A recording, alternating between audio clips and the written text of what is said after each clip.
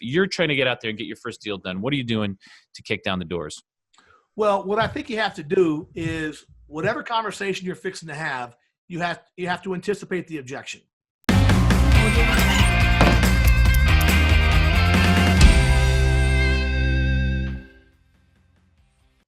Hello, everybody. This is Jake Stenziano, host of Wheelbarrow Props Podcast, here with my co-host, the multifamily mentor, the coach, the chef, the father of six, the best-selling author, the G-Daddy, Gino Barbaro. Gino, how's it going? Mr. Stenzianowski. I'm doing good. We've got a lot of stuff going on, right? Got a refi happening today. We're closing on 240 units on Friday, from a 25-unit mom and pop to 243-unit syndicated deal. Jake, how'd that happen, Jake?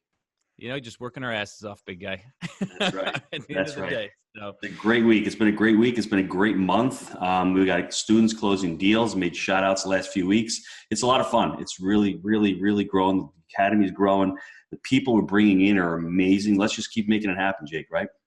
Kicking down doors, big guy. So today's guest knows all about that. Today's guest is Weldon Long. Weldon is an entrepreneur, sales expert, and New York Times bestselling author who's got a very interesting story to tell, and I'm very excited to learn about it. So Weldon, welcome to the show. Jake, I got too many alliterations going there. What's that? I got too many alliterations. It's killing me. So I know you have a very challenging story, and you had a very a tough journey. So please dive into that and tell us a little bit about your struggles. Yeah, and I think it's great too, because it sounds like you guys are, you got your business and the stuff you guys are doing, but you're bringing new folks that are, trying to build their business and learning the business into your world. And I think that my message is really apropos for those folks that are really trying to do something new. At 40 years old, I was living in a homeless shelter. I was broke. I was homeless, obviously. I had no car. I had no money. I had nothing. And within 5 years, I built an Inc. 5000 company with $20 million in revenue and changed my life pretty much on the dime. And all of that really came from a shift in the mindset. People often ask me, how did you get in a homeless shelter at 40 years old? Well, for me, it was pretty simple, because I had just finished serving 13 years in state and federal prison. From 1987 until 2003, that roughly 16-year span, I spent 13 years walking prison yards. I was a ninth grade high school dropout. I was a punk. I was a thug. I was a knucklehead and a loser. And about halfway through that 13 years in prison in 1996, I was 32 years old. I had 7 years left to go. And one of the cops walked in the cell house one day and told me to call home. There was a message, and I called home, and I found out that my father had unexpectedly passed away at 59 years old. And I remember the moment I learned that my father died, my first thought that went through my peanut-sized brain was that my dad went to his grave with me in prison again. And at that time, I had a 3-year-old son that I had abandoned. I'd been on parole a few years earlier and had fathered a son, went back to prison. And I made a decision on that day, June 10th of 1996. I remember it like it was yesterday, that I was going to be a man that my father could have been proud of, and I was going to be the father that my young son deserved. And I made a decision that day to change my life. Had 7 years left to do, right? So I had to start studying and learning what was going on in here. What do successful people do? My master plan was to find out what that was and do that, right? Instead of the crazy stuff I'd been doing. 7 years later, I walked out of the joint to that shelter at 40 years old, built a successful company, started writing books. And, my life has just been this crazy, kind of like your business, kind of crazy and out of control since then. But, my life has really been a reflection of the worst and the best and all points in between. So, Weldon, what do successful people do? I think the number one thing that successful people do is they think about what they think about. It's one of the most important lessons that I learned. When I was sitting in the penitentiary in 1996 and my dad died, I started studying. I remember reading a quote from Friedrich Nietzsche. Nietzsche said, "We attract that which we fear." And I remember when I first read that, I thought it was nonsense. Why would I attract things in my life that I feared? So I kind of dismissed it. And then a couple of months later, the summer of 1996, I'm flipping through the pages of the Bible, and I come across a scripture in Job, and Job says, "Father, that which I have feared has come upon me." And I started thinking about that. Wait a second. I got Job over here, who's kind of a God-fearing man. I got Nietzsche over here, who's an atheist. They're separated by 2,000 years, and they're saying the exact same thing, right? We attract that which we fear. That which I have feared has come upon me. So I started thinking, what do I fear most in my life, right? So I sat down at the little metal desk in my prison cell, 32 years old, and I start writing out the things I feared most. And you know what they were? Living and dying in the penitentiary, never being a father to my son, being broke and being homeless and being a loser the rest of my life. And suddenly I realized that my life was a perfect reflection of my thoughts, and that somehow the chaos in here was getting out. And the key to my success, the key to my redemption, the key to the change, the key to the transformation would be changing what I think about. That's where the journey started. So man attracts not that what he wants, but that of what he is, right? So when you're in the penitentiary, you're attracting, probably anger, probably hatred, probably violence, and you're around that all the time, 24/7. So, I mean, when you got out, you're 40 years old, how did you start surrounding yourself with like-minded people that you wanted to actually attract? How did you start doing that? Yeah, great question. Great question. Obviously, during those last 7 years in prison, I wasn't surrounded by like-minded people. I was kind of the anomaly in that situation. Mm-hmm. But when I got out, I started knocking on doors. I was alone, right? I had really no group to cling to. I was very fortunate early on. I went to a network marketing recruiting event, and because I was desperate for a job, and I couldn't do network marketing because I was living in a homeless shelter. I was on parole, and they wouldn't let me I had to get a real job. But the guy that was speaking that day became a friend of mine, and kind of befriended me and took me under his wing. And so that was kind of the foundation. I started learning from really smart people. I began to meet his circle of friends, and I kind of, I often say that we're kind of the average of the 5 people that we hang out with the most. And in that situation, I was the lowest common, denominator, whatever, right? So I was hanging with successful people. So I was so motivated after the change I made. I spent 7 years studying the mindset and sales and business. And so when I got out in that shelter, I was so motivated. I started knocking on doors looking for any kind of job, and it took about 6 months. And one day I walked in the doors of a little heating and air conditioning company. The guy asked me if I could sell air conditioners, and I said, I'm pretty sure I can, right? He gave me a job. I went out, and I was really good at it, did that for a year. Then I opened my own company and grew that. So the key was, finding a job for me personally, my situation, but then also getting around people, like you said, that are successful, that are focused and going in the same direction. So you have here, what's the most common reason for people giving up? Because obviously you didn't give up. You got out and you just kept knocking on doors, and getting those doors slammed in your face can really, put a crimp in people's, because we're used to the instant gratification. If you don't get a yes after 2 or 3 times, you probably get a yes after 200 times. So that's the difference between success and failure, I think. Right. Well, and that kind of, not just success and failure, but, I do a lot of sales development and I write sales books. And one of the things I've learned in sales, that no is a perfectly acceptable answer, right? Instead of being afraid of the word no, what if I offer my customer 5 things and they say no 5 times? At least I asked 5 times, right? Probability. But the question, the core of your question there was why do people give up or whatever? I think there's 2 reasons. Number one, people lose hope. When you lose hope, you're screwed. The other part is people do not understand that there is beauty and power and significance in their suffering. It's one of the most important lessons I learned in my whole journey. I learned it from a simple little book you probably all read called Man's Search for Meaning, Viktor Frankl. And that book talks about you got to find the significance in your pain. You got to find the meaning in your misery. When you can do that, when you can find why am I here? Why am I suffering this divorce, this bankruptcy, this bad situation? What is to learn here? Because some people get into misery. They get into painful situations. They don't see any significance to it. It's just like baseless, random suffering, right? But if you can dig down deep in what Napoleon Hill referred to as the seed of equivalent benefit, like if I can find some purpose and some meaning and some suffering, then I could deal with this pain. And that's what I did when I was in prison. I came to believe that my life would serve some greater purpose if I did the hard work and if I didn't just suffer. So you got to keep the hope. You got to believe that there's, better days ahead. Stephen Covey, who was a friend and mentor of mine, of course, famously wrote the 7 Habits of Highly Effective People, said, you have the option of out of your past or your imagination. What's it going to be?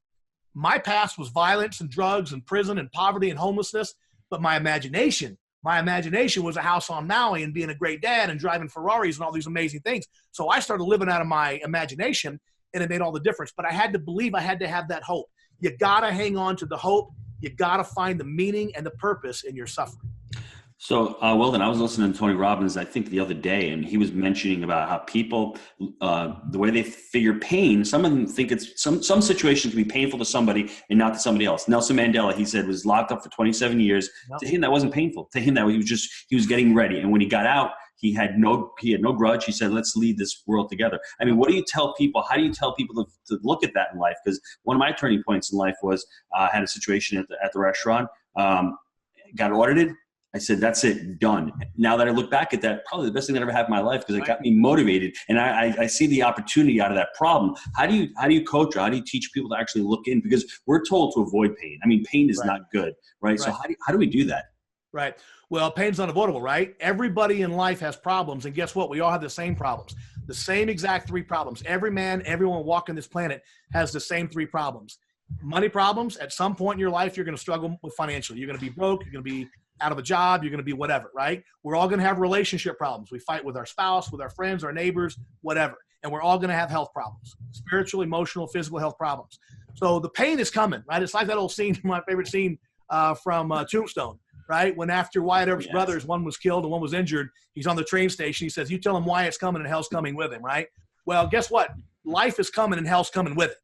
We're going to suffer financial pain, relationship pain, and physical pain at some point in our life. The key is to understand that your life will be defined not by the pain, but by the response to the pain, right? You were just talking about, how do people learn this? Well, it's really easy. You can look back in your life and learn. We've all had the experience where something bad happens, right? Your girlfriend dumps you, you lose your job, whatever happens. And at the time, it seems overwhelming. Like, oh my God, I'm never going to breathe again. I love her so much. And a week later, you're like, what the hell was I thinking, right? You get over stuff. You get fired from your job and you're angry, you're upset, you're hurt, and you get a better job, right? The key is to look back at those lessons and say, whoa, there was a seed of equivalent benefit. There was some benefit in that bad situation. Then with age, there's not much good about getting old, but wisdom and kind of maturity and, humility are the only good things about getting old. But the key is as you get older, say, wow, every time I've had something bad happen in the past, I found out something successful to come from that. So now in the middle of pain again, I got to believe, I got to have that hope you talked about earlier. I got to believe that there's something good that's going to come out of that. And if you believe that, we could go into the whole neurological process that drives this behavior, why we become self-fulfilling prophecies. But the bottom line is it all starts with the belief and with the thought. I love that. The other thing I've been actually doing with my children the last couple of months, nighttime, we go to bed, wake up in the morning, same thing. We go to bed, I always ask, what are you grateful for? And in the morning, what are you grateful for? So I think avoiding that pain, you're going to have pain, you're always going to be grateful for something. And my 8-year-old actually last night, I was blown away. She said, I'm grateful I have a house. I'm like, wow, I didn't expect that. Because we never lacked for anything. But at 8 years old, she can understand that. So if you can be grateful for whatever you have, whether it's your health, whether it's a relationship, whether it's a job, whether it's being able to pay the bills, that's at least being positive. And at least you're shifting your mind towards something positive. So I think that's another way. Right there, homie. That's some good parenting right there, man. That's good stuff. And it was weird. I'm sitting in bed. I'm like, really? You're not grateful for your bike or for a golf cart or for whatever. She's grateful for a house. I'm like, dude, I was blown away. What do you like about sales? What attracted you to the sales industry? Well, I'll be honest with you. What attracted me to the sales industry is that I had much opportunity, right? When you walk out of the penitentiary at 40 years old, 3-time convicted felon, 9th grade high school dropout, IBM's probably not going to pick you up. Right? Microsoft isn't going to be like hiring a headhunter to come find you, right? So I figured out very quickly on in prison, as I started contemplating my life and analyzing, where am I? What am I going to do to change my life? I figured sales. I had done some sales as a youngster, and I thought I'd be pretty good at it because I could communicate with people. And I also got to thinking, okay, I'm not going to get a job at a big corporate America, right? Because their policies, procedures, whatever, they're not going to hire a guy like me. So I got the bright idea that I would go to small mom and pop companies that needed someone who could sell. And as it turned out, it was the heating and air conditioning industry that finally gave me an opportunity. And so when I got into sales, the thing that first got me excited on a very superficial level was the freaking money, right? I'm living in a shelter. I get a job selling air conditioners. I go out my first month. I'm straight commission. I sell $149,000 of air conditioners, and I make $14,000 in sales commissions, right? And so what first got me interested, and I'm going to be completely transparent here, is just the income. When I got to that shelter at 40 years old, my son was 10 years old. And he was living with a family member because his mother was a heroin addict and she was on her way to prison. So my focus when I walked out of the penitentiary was get a job, get a place to live, get my kid. That's it. I didn't care about anything else. I got the job, I got a place to live, and that first summer I was out, I got out in January. That summer I got my kid. He was just going into 5th grade. And so that's what motivated me. Good for you, man. That's awesome. No, I'm just saying good for you. Not to bust this up, but man, good for you. That is great. I appreciate it, dude. And I appreciate that so much. And that's why I made the comment earlier about the great parenting, because to me, the number one job we have on this planet is bringing up these kids. And I was very fortunate that I got to my son when he was 10 years old and got him out of that situation. We had some tough times, right? He's 26 now. He just graduated from the University of Colorado, 7 years in a 4-year program, You know, There you go. Like, they got through it. You got through it. I got a newsflash. I always tell people, note to self, if you send your kid to University of Colorado with legalized marijuana, be patient because it's just going to take a while before he finishes. So yes, that was my big thing. So, but as my career has matured and I started writing books and teaching, I mean, the thing that I love about sales, honestly, is the people. People that get into sales, people that can take a commission job, people that can say, give me all the risk and all the reward. I can handle both, right? It's the people that the entrepreneurial spirit, that risk-taking spirit, people that aren't looking for like a free ride. They're not looking for like, what's my salary going to be, right? I'm not saying there can't be some basic salary as part of the compensation for salespeople, but I'm saying the vast majority of what you make in sales is a reflection of what you do, your performance. I love the people, man. I love the problem solving with prospects. I love the thrill of the deal. I've closed deals for, millions of dollars. And it's so exciting when you out hustle the competition and you get that signature and you get that check. And it's like an adrenaline rush, right? There's so much opportunity in the sales industry. I tell people that I'm so grateful to the sales industry because sales is an industry that picked my dumb ass up and dusted me off and gave me a real shot at wealth and prosperity and success. I mean, there's just so much good in the people, the opportunity. It's a fascinating industry to me. What are a couple of the, traits that you need to be in sales? I mean, I see the word consistency. You need to be consistent. Yeah. But what are the traits? I mean, we know you have to be willing to take no for an answer, but what else do you see make a good salesperson? Great question. To me, the single biggest trait that I find successful people have is curiosity. You got to be really, really curious. You got to be curious about people. You got to be interested in people. You got to ask questions and find out, like I meet somebody there, there's an old saying that people buy from people they like, right? Well, guess what? People also buy from people that like them. So when I'm with a prospect and I'm genuinely interested in who they are, like, wow, how'd you get in this line of business? Where's your family from, right? You start digging. And as you start to dig and you show genuine interest, that sends a very strong message to your prospect that, hey, this guy likes me, right? So to me, it's about people who are naturally curious about other people, other situations. I'll give you some common sense examples, right? You're talking to a prospect and they tell you, well, we haven't talked to anybody else yet. And you see one of your competitors' proposals under the book over here, right? You got to be willing to say, well, wow, that looks like ABC's proposal right there. I mean, what'd you learn from them? Be curious. When are you ever in a sale or any kind of business situation, people will say things that don't really make sense, right? They'll say like, well, yeah, I remember talking to him, right? When that happens, it's like, well, tell me about what happened when you talked to him, right? You see these expressions on people's faces, the tones in their voice, and there's more to the story behind what they just told you. Ask, find out, dig. You got to have this, desire to investigate what's going on here. What did you mean by that? Be curious. Great personality can help. Excuse me. You don't necessarily have to be an extrovert. I hear people say that all the time, that people who are funny and talking, they'll say, well, you'd be a great salesman. Not so much, right? Mm-hmm. People that talk all the time, right, are not the best salespeople. No. We all know it's about listening, right? And so I've read this great book. You guys have probably read it, called To Sell is Human. And it talks about the introvert versus the extrovert in sales. And I've never heard this term before, but that book talks about the ambivert, right? Someone who is a little bit introverted in their personal and private life, and then extroverted when they have to be. And I discovered there's some questions you go through in that book. I'm actually an ambivert. I'm very introverted when I'm at home with my family. We're not like the life of the party around the neighborhood, right? We got to stick to ourselves and do our own thing, right? Very introverted. But when I'm on this, or I'm on the stage, or I'm on whatever, then I'm willing to go there and to be vulnerable and to expose it all out there and see what happens. But you could be both. You don't have to be this naturally gregarious, super funny person. You got to be interested in people. You got to be interested in their problems and willing to find a way to solve those problems. That's what it's all about. So Jay Abraham said that to be interesting, you need to be interested. And most people don't get that because it's not about me. That's what life coaching brought to me. So people should really Google the word empowering questions and start learning how to ask empowering questions, not open-ended questions, not the closed-ended ones. You want open-ended ones where you're actually asking somebody something and eliciting. Why might be a little judgmental, but what did you do? How?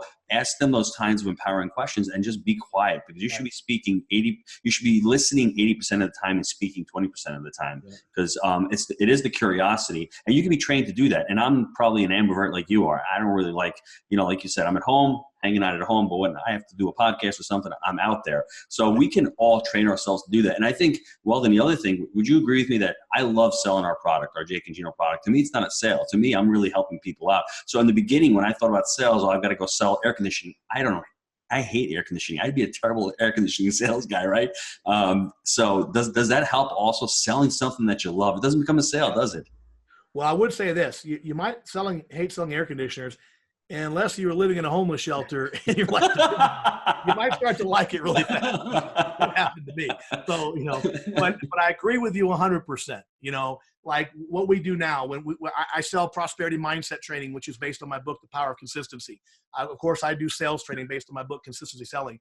And so, when I'm selling that stuff and I'm talking to a customer, I'm like, I know the impact it's going to have on their life and their business. I already know, because I've been doing it now for 12 years and I've seen the impact on businesses and individuals. So yeah, loving what you do, being interested in it, finding it fascinating, all those different things, that's definitely going to help you, right? Because sales, as we know, is a transference of emotion. It's hard, you're right. It's hard to get excited about emotionally about air conditioning, but you can get excited about transferring the emotion of a real estate education or a real estate investment opportunity, right? Because it changed your life, and it's going to change your life, because they don't know what they don't know, but you know what they don't know, right? So part of what we got to do is to communicate that with such, with passionate commitment, that even though they don't quite understand it's fixing to change their life, they get from you like, wow, some exciting things are fixing to happen.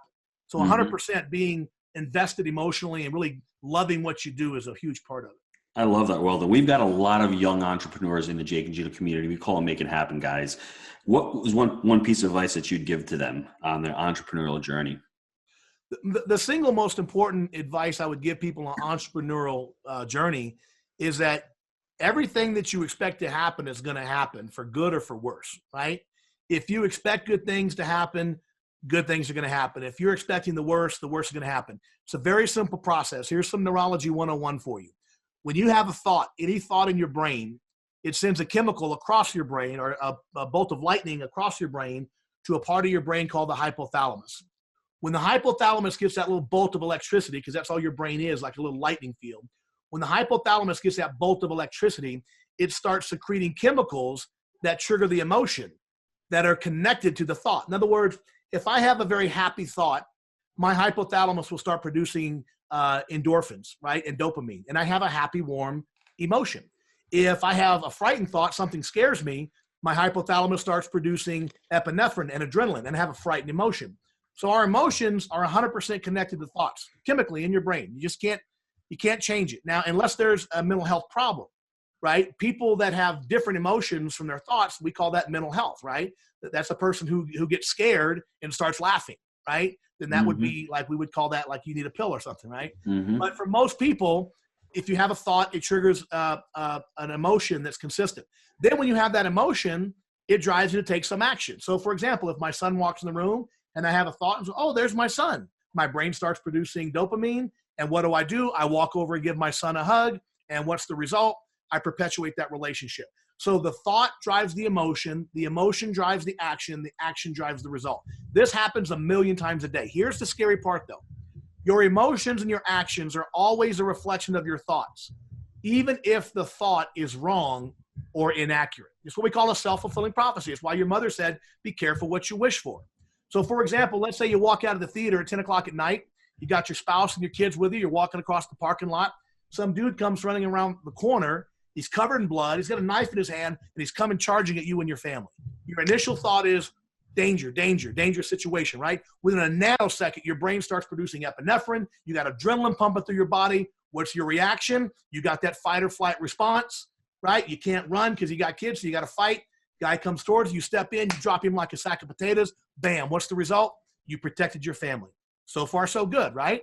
Well, then the police show up, and they come out there, the guy regains consciousness. And when he regains consciousness, you learn that he was no threat to you whatsoever, right? It was a mistake. The blood was fake. The knife was fake. It was a teenage kid running across the parking lot to go to a Halloween party, right?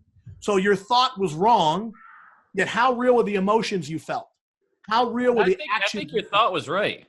Was that? Dude, if a kid runs at me in a parking lot, I'm dropping his ass. Right. It was a bit of a misunderstanding. He was running by you. The bottom line is, I'm like, dude, resolution. Yeah. Mr. Officer, he's an asshole, all right? the bottom line is broken jaw is real too, right?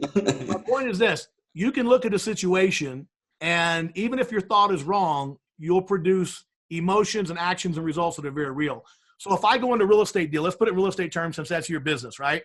If I go into a deal and I think, oh man, you know, I don't know if I should do this because man, it looks really, really scary. And so now what's my emotional state when I'm in the meeting? I'm not sure if we should even do this. And now what's my actions, right? I don't think I do it. And what's the result? I don't do it. It's just a self-fulfilling prophecy. Meanwhile, the other guy thought it was a great opportunity, jumps into it, is excited about it, right? He puts his dough into it or puts his effort into it. What's the result? He makes a bunch of money. He's right too. We're always right 100% of the time because your emotions, your actions are a reflection of your thoughts. No matter what, you're right 100% of the time because you prove yourself right. And that's why you need to be around an environment and a community that is going to actually help you. And you have to identify as somebody who's a multifamily investor or a real estate investor. Because if you can't identify and you're not around those 5 people that are going to support you and hold you accountable, you are going to crash and burn. And I've seen that.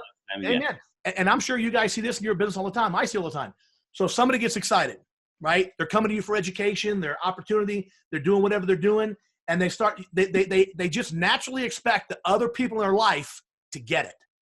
But the other people in their life are not going to throw them a garden party. They're not going to have a ticker tape parade, right? It's like when I was a kid growing up in South Louisiana, we'd go crabbing. You throw these crab traps off of a bridge onto a rope, and you tie a little chicken neck or something at the bottom of it. You drop it down to the end of the bayou at the bottom, and the crabs just come walk into the crab and the trap and start eating that turkey neck, right? Chicken neck. Then you pull it up, and they just, come up. There's always this one that tries to crawl out of the net, though, right? And what do the other ones do? They don't even try to get out. They just start grabbing him and yanking him back down, right? It's crazy. But you would assume that when you're doing something good, something great, something exciting, people be, yeah, let's go. But it's not true. People are threatened. They're threatened by your success. They're threatened by your enthusiasm. And they will try to pull you back down and have every reason why you shouldn't try something, right?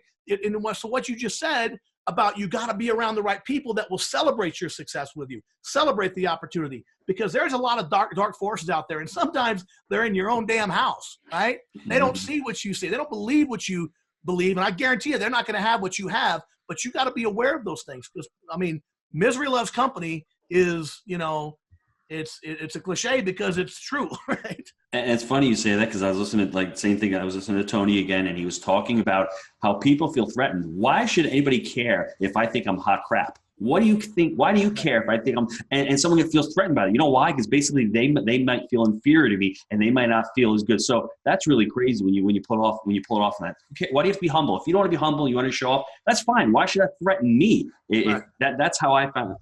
It's amazing that you say that. It's amazing that it comes down to that, In your book, Consistency Selling, why did you write it? What was the real reason for you writing it? What is a couple of golden nuggets out of that book? Yeah. So when I got out and my life turned around, I kind of had this book in my head, and it was threefold.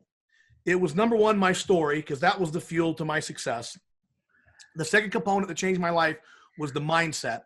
And the third component was sales and the sales process. So when I first sat down in 2006, 2007 and started writing the book, it was one big book, right? And I realized, okay, there's 3 books here. So I ended up writing The Upside of Fear, which was the memoir. It comes out in 2009. Writer's Digest Best Book of the Year, New York Book Festival Best Autobiography. The second book was The Mindset. And then the third book was the final component, which was the sales process. But the main reason I wrote the book is because I learned some really simple things in sales that changed my sales, productivity, my sales performance. Simple things that had a huge impact. And one of those was the work done by a guy you're probably familiar with, Robert Cialdini. He's written some books on persuasion and influence. Awesome, dude. Yeah, it's powerful. And I was working for that heating and air conditioning company my first year of sales. And I was at a magazine rack in this bookstore. And I saw this article in American Scientific Mind from Cialdini that talked about, ways to get people to do what you want them to do. And I started reading the article, and right away, he wasn't talking about sales, but right away I saw the implication on sales, that public declarations dictate future actions. In other words, if I can get you early on in the sales process to tell me that price is not the most important factor, then human nature tends to take actions consistent with those words. And so at the end of my sales process, you tend to be less concerned about the price if I got you to make that declaration early on. So I started implementing all this stuff. I was selling air conditioners at the time, and every time I went on a sales call, people would say, I want to think about it. I need 3 bids, and I want a cheaper price. So I created my sales process, a series of questions and conversations where I would get people to acknowledge to me in about 30 minutes, by the way, that price was not the most important. Maybe they didn't need to talk to my competitors, and they could let me know today whether or not I was a good fit, right? And it changed everything in my sales process. So I really felt compelled. I need to write this very simple book about how to leverage the science and the principles of consistency to get people to take actions consistent with their words. And it's just, I mean, listen, there's nothing new under the sun. It's about how you position the questions. It's about how you ask the questions and when you ask the questions in the sales call. I love that. So if everyone hasn't read that book, Persuasion by Cialdini, they should read it because Weldon is talking about how you pre-frame the prospect. You're actually trying to pre-frame him and get him to have his thoughts in a positive light, what you're doing. So it's like Jedi mind tricks. I'm reading, I'm going, is it that easy? Really? I'm like, dude, it's awesome. So before we go to the short answer questions, just give me a tip out there for anyone who wants to get into sales. How do they get into sales? How do they get in sales? Well, listen, the beautiful thing about the sales industry is, there's always an opportunity, no matter where you come from, no matter where you are. The bottom line is look for something, as you suggested earlier, look for something you believe in, look for something you're passionate about, look for something you care about. And I guarantee you there is a company out there that needs someone to sell that, right? Nothing happens until something gets sold. I don't care how good your product is, your service. It doesn't matter how good it is. Nothing happens until something gets sold. So find out something that you're interested in, that you're passionate about, and get involved. I tell people all the time, the real money in business is in the sales side, right? Because you go to a car dealership, for example, and you take it to the mechanic, and he works on it all day, and he makes $30 an hour, right? And then you go buy a new car, and the salesman works an hour and a half and makes $1,000, right? So why is that, right? It's because nothing happens till something gets sold. The sales function is so important that salespeople are compensated way more generously than other operational people in the industry. It's just the way it is. So find something you like and find a place who sells it and go ask them if you can sell it for them. Get out of that comfort zone. All right, we're going to take a quick time out to hear from our sponsor.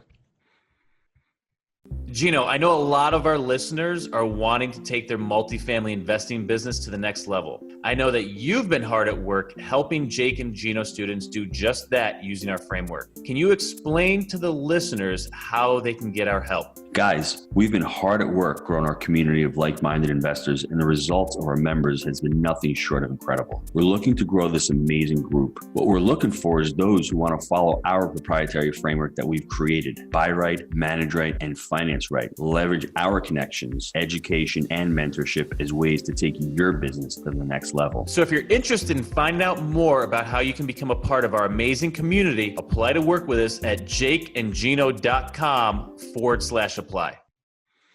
All right, and we are back.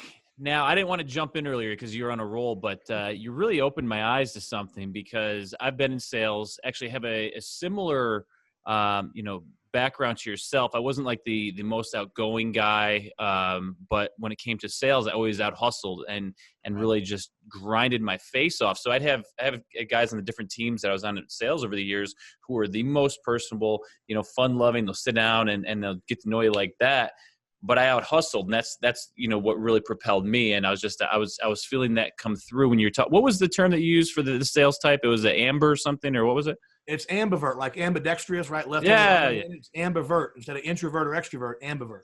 Yeah. So this is a little bit of a long run up here, but I'm gonna get to some personal development stuff here. But so my personal success thing, especially when I was in sales, was that hustle, just outworking people. Now, what I'd like to hear from you, and this is a question I ask everybody when they come on the show, is what has been your best habit for success? Because that responsibility fuse obviously clicked when your dad passed. What has been the habit, week in and week out that you've leaned on that's led to your success to this point? Fantastic question. It really goes to the heart of the experiences I've had. And really, it's the habit of consistency, right? Consistent activities produce consistent results. Random activities produce random results. It's not rocket science, right? Yeah. And so what I figured out, and this is what my second book was all about, is that you have to identify the behaviors that will produce the results that you want. And those three key areas, your money, your relationships, and your health. The key to me is to simplify it, right? 1,000-mile journey begins with a one step and all that, right? So it's like, okay, what do I want in my relationships? What do I want in my income, my financial security? What do I want in my health? And then identify one or two things, only one or two, that if you do every single day will give you the success that you want. And then what I teach people to do is to write what I call a prosperity plan. You just write it out. I earn $300,000 a year. I run every call with passion and purpose. I ask for the order at least 3 times, right? And then I teach people to do what I call a quiet time ritual. 10 to 15 minutes a day reviewing that plan, the plan for your money, the plan for your relationships. And the reason I do that is real simple. Think about, for example, on New Year's Day, you make a New Year's resolution. Most people are really good about keeping that resolution for the first week or so. But then what happens is we fall off the wagon. What if you made the resolution every single morning for 10 or 15 minutes? What if every single morning you woke up and you started reading that plan right there every single day? There's a couple of things that happen. Number one, it's top of mind. Number two, one of the biggest drivers of human behavior is what we call cognitive dissonance, right? Dissonance is anxiety that we feel when we don't do something we said we would do. So if I tell you, for example, I'm going to pick you up at the mall at 3 o'clock, and I look down at my watch and I forgot, I'm not going to ignore that. I'm like, oh, I forgot. So I'm going to call you. I'm going to come pick you up, whatever, right? So if I get up every morning and I read, I earn $300,000 a year, I run every call with passion and purpose, and I ask for the order 3 times, and I tell myself that, I visualize myself earning that income, and then I go out on my first call and I drop off a bid, and I tell the guy, okay, call me back next week if you want to do it. All of a sudden, those two things aren't going to jive, right? My behaviors are inconsistent with what I told myself. It's going to cause dissonance, anxiety. How do you get rid of the anxiety? You got to do the thing you said you would do. Do the work. Do the work. So if you keep telling yourself that every single morning, eventually you'll start driving the behaviors. Otherwise, you'll make yourself crazy. That to me is the key of consistency, because I do simple little things. I mean, people joke because I have 103 IQ. There's no way you got 103 IQ. I've had it tested 3 times because I didn't believe the result, right? 103. It's not about being like super, super smart. It's about hard work, as you just mentioned. It's about focus and consistency, executing. Success is not a knowledge problem. It's a freaking implementation problem. You got to do the stuff. You got to do the thing. And that guy you dropped the bid off to, then you said, hey, give me a call if you get a chance. He doesn't think you care. He wants someone that's serious, that's going to deliver. And with that kind of lackadaisical response, I'm not calling you. Right. Hey, let me tell you something, right? When they tell you to call him back next Tuesday, Tuesday never comes. Tuesday never comes. We learn by the time we're 6, 7 years old, there's no Santa Claus, there's no Easter Bunny, but you got grown men and women, 40, 50, 60 years old, still believing in the fantasy that someone's going to call back next Tuesday. It just isn't going to happen. So I think the most fascinating part about your story is the turnaround. And for, being so late in life. And I said, as you're going through, I'm thinking this is like that responsibility fuse clicked in for you and it turned around. Can you give some tips on if there's someone out there, because this is all over iTunes, and who knows, where maybe someone could be in prison listening to this. I don't even know if they have access to it, but if they're there and they're struggling in their lives, can you give some simple steps to start getting the ship turned around? Because I think so many people write people off. They've been in prison, they're never going to turn it around for themselves, but you're living proof that it's possible. Can you give at least a short blueprint to start the journey and getting it turned around for themselves? Absolutely. Well, my first book, The Upside of Fear is an acronym that I use: focus, emotional commitment, action, and responsibility. So the R is the responsibility, personal responsibility. It's the fundamental, the foundation, the beginning of all success in life. Personal responsibility. I live by a simple acronym. I didn't always used to. In fact, it's funny because when I first went to prison when I was 23, people would say, why are you here? Why are you in? And I'd say, well, because I'm uneducated and poor. I believed I was in prison because I was poor and uneducated. The reality is I was in prison because of how I tried to solve my being poor and uneducated problem. The problem doesn't dictate the outcome. The response to the problem is what dictates the outcome. I was in prison because I was trying to treat that problem. So now I live by a simple acronym, CPA. I cause, permit, or allow everything in my life to happen. I am responsible. The problem is not out there. Stephen Covey used to often say that the second you think the problem is out there, that thought is the problem. Covey used to also talk about you take the word responsibility and turning it around, the ability to respond. What does that really mean, responsibility? the ability to respond. It means that as human beings, we have the singular human ability to pause and think before we respond, right? If you step on a cat's tail, the cat does not have the capacity to begin to evaluate, wow, did he mean that on purpose or was it an accident, right? No, the cat, reacts instinctively and reaches around and claws at you, whatever, right? The humans have the ability, however, if somebody bumps into us or steps on our foot, we have the ability to say, I wonder if that guy's trying to piss me off or if maybe it was an accident. Only humans have this ability to reason and contemplate and consider why something happened.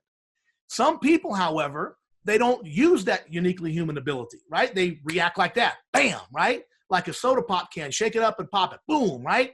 Reactive people versus proactive people who, when something happens, they stop and consider, okay, what am I going to do about this situation? To me, the essence of personal responsibility is understanding that your life is not a reflection of your problems. It's not your ex-wife. It's not your ex-boss. It's none of those things. It's your reaction to those things, right? If I have a bad economy, for example, in my business, does that mean I can't be successful? Or does that mean I might have to work twice as hard to be successful? To me, challenges only determine how hard I'm going to have to work to be successful. It doesn't mean I can't be successful. It just means I might have to work harder. So personal responsibility to me is understanding that you are at the core of everything going on in your life. We cause, we permit, we allow. There may be some exceptions to that for sure. There always are. But I'm saying generally speaking. And I tell you, I would rather take the chance of accepting responsibility for something I'm not responsible for than to take the chance that I don't accept responsibility for something I should.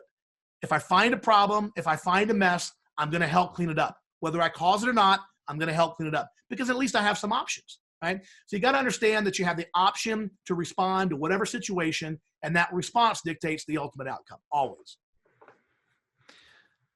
All right. I'm gonna get a little role play on here. So, a lot of folks are coming on our show, and I think one of the things that's helped myself and Gino and our company is that I had a sales background and I applied that to real estate to be a closer to get deals done. So if you have someone that's coming on the show, they haven't done a deal yet, they're trying to get their first multifamily deal done, tell them, even though you're not in the field, as a sales guy, I'd love to hear your answer. If I'm, if you're trying to get out there and get your first deal done, what are you doing to kick down the doors? Well, what I think you have to do is whatever conversation you're fixing to have, you have to anticipate the objection, right? And then you have to deal with that objection before it comes up. And here's what I mean. Let's say, for example, if I was going to do my first deal, what, as an expert in the industry, what would you tell me is probably the most common objection I'm going to get to putting a deal together? It's brokers not taking me seriously, or it's lack of money. These are common things that people just have a hard time getting past, and the credibility piece. And where do I get the money, to get into the bigger deals? Yeah. Well, and now that's a great question right there. One of the things I've learned is that, let's say, for example, I need some money to get a deal done. All you have to do is to know and believe it's going to happen, and you have to know the next step. Not the 10th step. One of the things that happens when people get into something, any kind of thing, they start looking at the 10th step, the 100th step. And if they can't figure out every answer to 100, they don't even start. Yep. And that to me is one of the biggest killers of success in life, not just in sales, but in business and investment, things that you guys do, real estate. The bottom line is, when you know something's going to happen, all you have to do is know it's going to happen and to know the next step. Let me give you a quick example. My hero was Stephen Covey, that wrote The 7 Habits. The day my dad died, I picked that book up. It completely changed my life. 7 years later, I got out of prison. I built my company. 5 years after that, I write my first book in 2008. I finished the manuscript. The publisher says, who would you like to have endorse the book? I'm like, Stephen Covey, of course. They said, Weldon, you're not going to get Stephen Covey to endorse your book. Nobody knows you. We were thinking like your mom or the mayor. So I'm like, okay, fine. But I wrote it down. Dr. Covey used to say there is the conscious and unconscious serendipity of the universe when you write things down. So I wrote it down in my prosperity plan. Stephen R. Covey has endorsed The Upside of Fear. For the next 5 months, we're sending manuscripts, we're sending emails, letters, phone calls, nothing. After 5 months, in May of 2009, 5 months later, I get invited to speak at a business luncheon. I go down there, and just before I speak, a guy stands up to make an announcement. He turns to the crowd and he goes, hey, most of you know my daughter Julie here is personal assistant to Stephen Covey. Well, they're going to be in town next month. If there's anyone here who would like to meet Stephen Covey, let me know. All of a sudden, it's there. I end up meeting Dr. Covey. He ends up endorsing my first book, and he endorsed it on June 10th of 2009, 13 years to the day that my father died, and I picked up a copy of The 7 Habits. My point is this. I believed that Stephen Covey was going to endorse my book. I didn't know how it was going to happen. I didn't know everything had to fall in place, but I wrote it down. I reviewed it every single day, and every day I would say, what can I do today to move me one step closer to getting that endorsement? And eventually the next step led to the next step, and so on and so forth. And because I believed, I never gave up, I never missed out on the opportunity, eventually it happened. So what I would tell your learners, that if they're not sure that they're not going to get the money, then they're not going to get the money. They have to be sure they're going to get the money. And you got to write it down. I am going to get $1 million, whatever the number is, to invest. And then every day when you wake up, what can I do today to move me one step closer? Maybe that's talking to somebody, talking to a banker, talking to an investor. And I don't care how many times you get a no. In fact, what if your goal was to get people to say no to you 25 times a day to lend you money? So that means you had to ask 25 times. In the course of a week, that's 125 times. That's 500 times a month, right? In 2 months, you've asked 1,000 people. If you got a 1 in 1,000 chance of somebody saying yes, guess what? You're in business, right? The key is to embrace the no. What happens is people think, oh, it'll never happen, so why even ask today? It's a self-fulfilling prophecy. You got to believe it's going to happen. You got to know in your heart of hearts it's going to happen. And then you got to figure out, what can I do today? I don't have to worry about tomorrow and a week from now. What can I do today? Well, today I got to call 10 people and ask them to borrow some money. And if they say no, tomorrow I'll worry about tomorrow. Ask 10 more people. It just, it's an old thing, right? If you want to double your rate of success, you got to triple your rate of failure. You got to believe, and you got to keep on keeping on, man. That's the thing I wish people could get.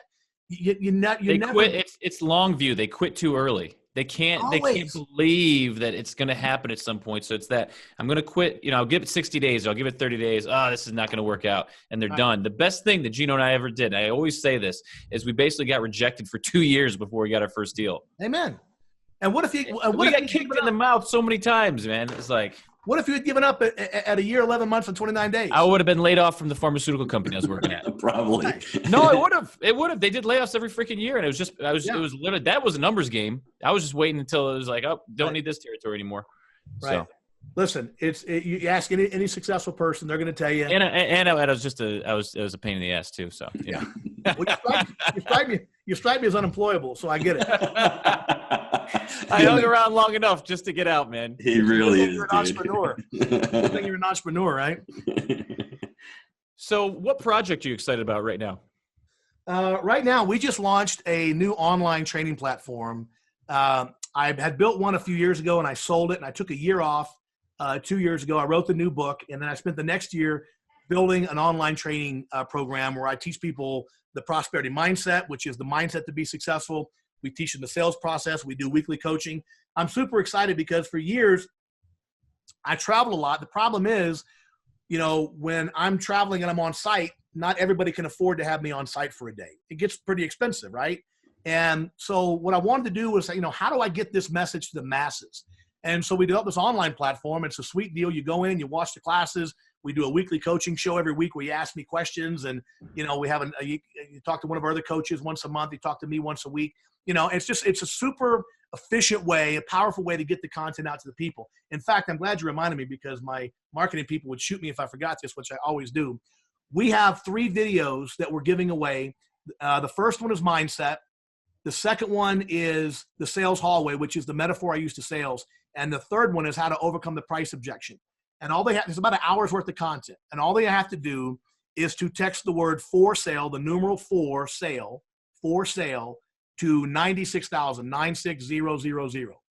So text for sale to 96,000 and you'll get a link to get these 3 videos. And it talks about the platform and how we teach online and stuff. So that's kind of the big thing I'm doing right now. It's super exciting because it allows me to get the message out to the masses, man, and not just where I'm standing and speaking that particular day. So we got for sale to 96,000. But if someone wants to get the book and they want to start the journey that way, where do they go to get the book? And yeah, you go to Amazon. Is probably the least expensive way to do it. Just type in my name, Weldon Long, or you can search Consistency Selling, and you'll see the new book, which is Consistency Selling. My second book, the Mindset book, is The Power of Consistency. It's on there also. So you can get them there. You can do I think they're doing a deal like on the electronic download, like for $1 or something. So it's really inexpensive if you want to get your hands on it. I'm just excited because I love learning, and I learned that I'm an Arbor Vita sales type. Amber Vita. Amber Vitae. You see what I mean? He's unemployable and he didn't finish high school, I don't think, right? He was a gym teacher. I'm sorry. That's right. I forgot. No, Arbor Vitae. I don't know. Anyways, so it's pretty cool, man. No, this has been a good time. G-Dad, what else you got? A couple things, couple action steps everyone has to do, I think, after they shut the podcast off, they stop listening. Really think about your thoughts. Weldon said thoughts lead to emotion, lead to action, lead to result. Just Google the word life coaching and start looking up life coaching, because I think once you can harness what you're thinking about, that'll really, really change your life. As far as Weldon saying on getting your first deal, I think a lot of the students that we deal with are thinking about getting 100 units, 150 units. They can't think that big. You can think big, but start small as long as you start. Because once you have proof of concept and you've gotten a fourplex, the next deal is going to go to an eightplex, and then it's going to get bigger. And that's what Jake and I did. We started with a small 25-unit property that we could wrap our minds around. If I had gone for 100 units on my first deal, we'd still be doing that, and I wouldn't have a podcast. So I think that's really, really excellent advice to follow. The other thing is, to be interesting, you need to be interested. The curiosity is really important. Start being curious. Start creating those relationships with people. Life is not about only making money. I mean, money is great. Money can make you do a lot of things, but those relationships and those connections you make in life are going to last a lot longer than money. It's going to be a lot more fun too. It really is. I mean, your network, your net worth is basically about your network. I mean, anyone who's an entrepreneur really knows that. And you never know who you're going to bump into. I think the last thing, Jake, I'd like to say before I want everyone to subscribe to the podcast, leave us a review on it. I think man attracts not what he wants, but what he is. I think to me that really resonates to me, because when I was a chef and I was a grumpy guy in the kitchen, that's what I was attracting. Now all of a sudden we've got these 20-something-year-olds wanting to work with us. Everyone's hating on the millennials. I've been meeting millennials left and right who are awesome. It's because we're attracting them right now. I wasn't attracting those kinds of people 5 and 6 years ago. Now we are, because I love what I'm doing. I'm not, to me, it's not selling. I'm offering an opportunity. So go out that way. Anything else, Mr. Stenziano? No, I love it. Kicking down doors today. Really appreciate your time, Weldon. Weldon, thanks a lot for being on. Hey, I appreciate you guys. Thank you so much for having me. Take care, everybody.